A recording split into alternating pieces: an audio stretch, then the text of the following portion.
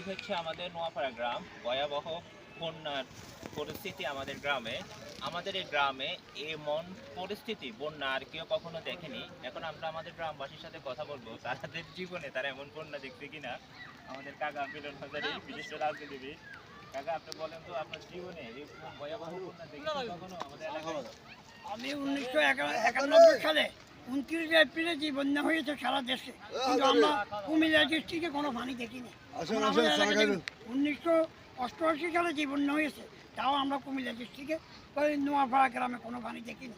এইবার ভয়াবহ বৃষ্টি লাগার কারণে ভারতীয় পানি আমাদের দেশে ছড়াই যাওয়ার কারণে এই কারণে আমাদের দেশ ক্ষতিগ্রস্তের দিকে গেছে। আমরা জানি আপনার জীবনে এত পানি দেখেননি? না, জীবনে এত পানি আমার 57 বছর বয়সে আমি দেখিনি। আচ্ছা, আমাদের একমাত্র সাথে ভারতীয় পানির রয়েছে চাপে আমাদের শিক্ষার্থী রহিম। রহিম, তুমি জীবনে এত পানি দেখছো? আমাদের আমার জীবনে আমি এত পানি দেখি না, এই প্রথম এত পানি দেখতেছি। এত পানি আমার জীবনে একটা স্মরণীয় ঘটনা। আচ্ছা, তুমি মাছ ধরেছো? ধরেছি। আমাদের রুবেল রয়েছে, ব্যবসায়ী রুবেল। আপনি দেখেছেন জীবনে এত না না, আমার পরে ছোট বয়স আমি দেখি না এরকম এই পরিস্থিতি। হ্যাঁ, 14টার মধ্যে রেকর্ড হয়ে গেছে আমার জীবনে এই এত পানি। স্মরণকালের স্মরণীয় ঘটনা। আমার ভাই রয়েছেন,